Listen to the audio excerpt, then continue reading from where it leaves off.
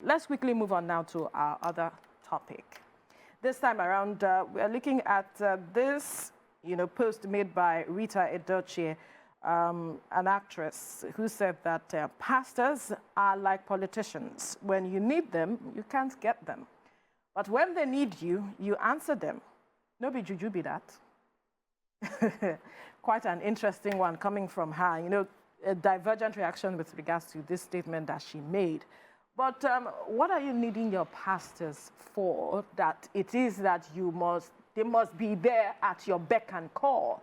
They have a responsibility to the generality of the congregation. So if you need them and they are not perhaps available to you, it's because they are busy somewhat with the work of the Lord as it is. But if they have the time and they remember you, they can reach you. So I do not see anything wrong with a pastor not being available when you need them. So for me, pastor's job is the job of a shepherd, right? That is to say, you are guiding God's sheep, you are nurturing God's people, and in that process of nurturing, there is a need to seek advice, to seek counsel, and expectations that the pastor should be able to fill in that gap. But when you go to big churches, the pastor can't nurture everybody.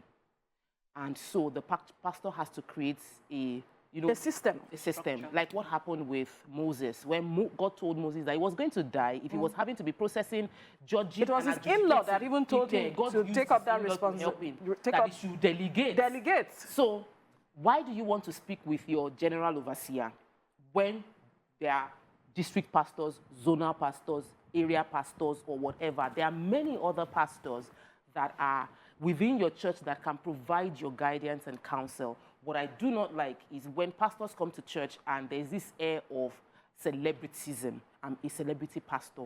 I have bodyguard, and the protocols. If he feels he needs a bodyguard, there's nothing wrong with that. Inside the church, right? Okay, I don't agree with that.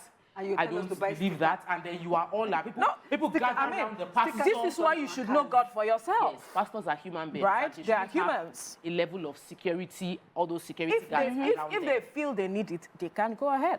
So a friend of mine was living in America, and she was attending this very big church, really nice church. The music was like every Sunday concert. I loved it. Then I went back to visit her, and she had moved from that church into a smaller church in the neighborhood. And she said that I drive 45 minutes to church, and I don't know most of my church members. But in this smaller church, very small church, it was a home. I've never experienced that kind of fellowship ever that I had in the church. I attended the church twice in America. Everybody knows everybody's name in the entire church. It's a small church, and the pastor was deliberate that I want a small church. I want a church that everybody knows each other. Immediately I came, they knew, you're from Nigeria, do you have kids? Oh, the next Sunday, they were asking David and Daniel, how are they? Did you talk to them? Can we do a video call? Like, it's a family church. Right. It was different.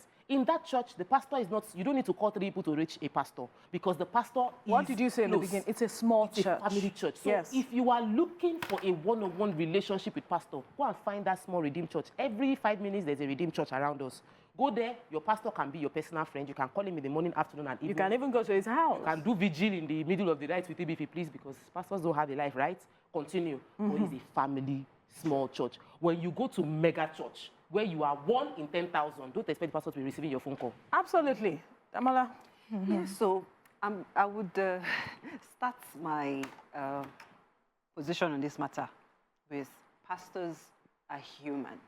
He might be a spiritual machine, but he's not a robot. And he cannot be available to you available to all the time. You need them. At every time, unless you want to kill him. And I totally like the points where you made about putting the right structure in place. But because some people they don't know God for themselves, and their faith is still very shaky, they believe that if they haven't spoken to that general overseer or the main pastor, their issues would not be resolved. That is who they believe in. Pastor Bolaji made, in fact, he cited this one day after early morning prayers. There's this, we do early morning prayers, NLP, 7 a.m. Next level. Next level prayers from 6:30 a.m. to about almost 8 o'clock. Somebody has been shouting, rabashing, kabashing. You see him sweating. After he has now finished all of those, that is the time you now come and say, Pastor, sir, I want to see you. Is there anything? It's his work. It's part of his job. You expect him, somebody that has been rabashing and praying, you can see. No, you have to be sensitive. That's not the right time to go and meet such a person. Why not? He is the pastor. He's the pastor, but he just finished doing something very energetic, something that has drained his energy. At least you let him breathe. Let your pastor breathe.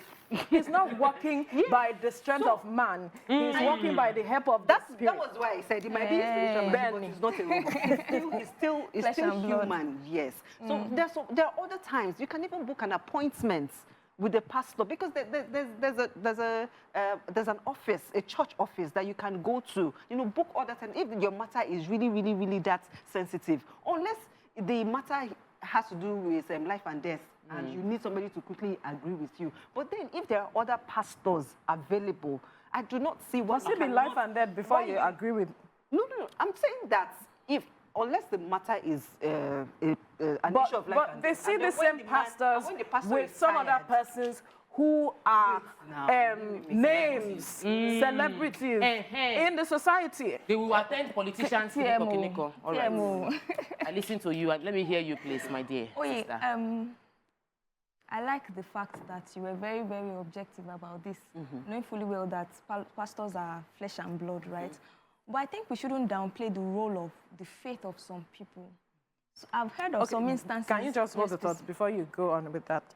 We have Doyin calling from Idrishaga. Doyin, go ahead with your contribution. Good morning. Oyin, my apologies. Go ahead, please. Oyin, are you there? Yes, I'm here. Please go ahead with your contribution. Good morning. Good morning. Can you hear me?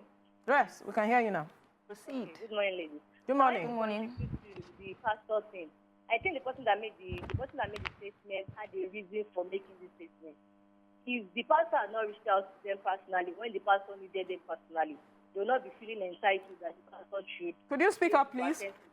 Pastor did not reach out to them personally. I feel like if the person that made the statement, if the pastor had not reached out to the person personally on some occasions, the person will be feeling entitled that the pastor should also be available to her when she needs the pastor. I feel if somebody calls himself a pastor, you should know that you're a shepherd. It's their job. Please don't let us pay attention to the pastor. Everybody has the job and what their job entails. I want my pastor, if my pastor would call himself a pastor, he's a shepherd, he's somebody that's supposed to have access to the person. And if he cannot do that part of his job, I don't think he should call himself a pastor. I feel like that. People actually want mentorship. They want somebody that they can talk to when they feel a kind of way. And if you have put yourself in that position and you say, yeah, this is what you are, this is who you are. And those people are actually your church members. You know them as members. They're not just passing on the road. They come every day. They contribute to one or the other. So you cannot relate with the assistant pastors or any other person. Is that what you're saying? I think the person, I think the person that made that statement must have called on the person must have called on the person for some things on some occasion. And if the person had responded, the person should also be in the position to be there for such a person. I get you now. Right. Go ahead. Thank you. So when it is that until you see somebody or you've had a revelation saying that until this person prays, I've heard of instances where some people will go to redemption camp and they would insist that it is that GO that must attend to them, right? And it is not for us to downplay what they believe in. There's nothing wrong, but the reality on ground is how many people can we actually attend to, right? And one of the things Oye said, that a pastor is flesh and blood, it is so true. Because, sometimes we talk about the fact that pastors post pictures with celebrities and all that. We, as normal people, don't we do the same thing? When we go out and we see a celebrity, won't you post that same picture? Why do you expect that because he's a pastor, he should behave differently? I think that we over-idolize the fact that the pastor is is a man of God. He's a human being also. Let him just relax and just be human also. Because we also do these things too in our tiny little spaces, and we think that, well, we can be excused, but because he's a man of God, that's what makes him different. He cannot do all of that. He has the spirit and that position, that office. He has that office. It makes him different. So you're not supposed to operate like every other person. And then it's an office. So you are not available for church members, but you can go and be praying for governor, pray for politicians. Politicians have meeting with you. Senators have meeting with you. House of people, we see pictures. It is the anointing on you that has made those people recognize you. His anointing so you so should be able to, yes. How only deals with VIPs. How are you so sure that it's only VIPs that it relates to? Because these are the posts that come out on social media. These are the things we see. We don't know the things they are doing in their private lives, where it is that even after service, you will see in some churches that some normal people are taking pictures. But because we have been in churches when, as you close eye to pray after message, pastor has disappeared. You don't see the pastor. So you know what you are looking for in a church. Know what you are looking for in a church. Some people want fellowship. They want that closeness, that close interaction with the pastor. Go to the church. So you go to the church that meets your need. Don't go to a church because it looks nice. You know, it has all the paparazzi that when you take a selfie, it looks good on you. For the person to demand the attention of the pastor means there was perhaps a communication, a line of communication that was opened in the first place where they relate. I can call you, you can call me because. Now you have blue. But now it's seeming like. You know pastors blow. You know pastors blow. They grow. I'd rather use the word they grow. Okay, they grow. But in our language, growth is blow. You know, when you were a church and when we were fellowshipping together, when we were fellowshipping under the tree in school, and then God that called you from school now gave you a small parish. We were the first ones that were drummer today, usher tomorrow. And then now God has given us church, mega church, thousands of members in the church, and then we call the pastor that we're in school together, and pastor is now passing phone to PA. PA is now booking appointments for 3 months' time. When we now see pastor on Instagram and on Facebook with celebrities, you will start questioning the faith of yourself and the pastor, wondering, this is not the pastor that say he's not available, but the pastor is suddenly going to do naming ceremony for celebrity. So will you call that discrimination? Yes, I only associate with VIP. It happens across lives, even without pastors, even people that are not pastors too. But when you grow beyond a certain stage, there are some things you still cannot relate with, whether we like it or not. Right? There are only few people that will be able to say. It's not about humility, and it is not about, because you now have more responsibility on your hands. And again, the event that he has gone to pastor, he has probably gotten that appointment months before now. But you know, people just assume easily outside, where you do not know what's happening on the inside. I totally agree with the fact that you acknowledge that people grow. The fact that both of us went to the same secondary school and now I am a minister does not mean that you can just walk into my door, because there are protocols. Yes, and it's not because it is your fault. People, they cannot just, just take it that but you know you. It's not you. No, you still have to follow the right protocols. And most people who want to even see these pastors safe, it's not even that the matter, if you check it, it's not like the matter. You are not here. You are not here. What are you checking? Don't assume more. Don't assume. I'm talking to you from a privileged information. It may be your pastor. Maybe for your pastor. Maybe for your pastor. Life and death too. Anyway. It's not like the matter is very, very big. Bottom line. So you have to put structure in place to streamline the serious ones and the less serious ones, the important ones. Exactly. Even people that are not pastors too. They structure their time, they structure their life. Celebrities that we all knew. You went to secondary school with somebody. Understand? Sorry, Jerry. I accept this. Sorry. We are wrapping up the show now. Bottom line, whatever it is you're looking for your pastor for, understand the structure around him. If he's not available, find someone else that is available that you can speak with.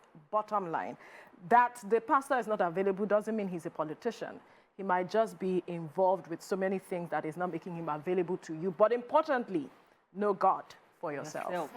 We'll wrap up this conversation here now. Thank you so much for being a part of the show. We'll see you again on Monday. Bye for now.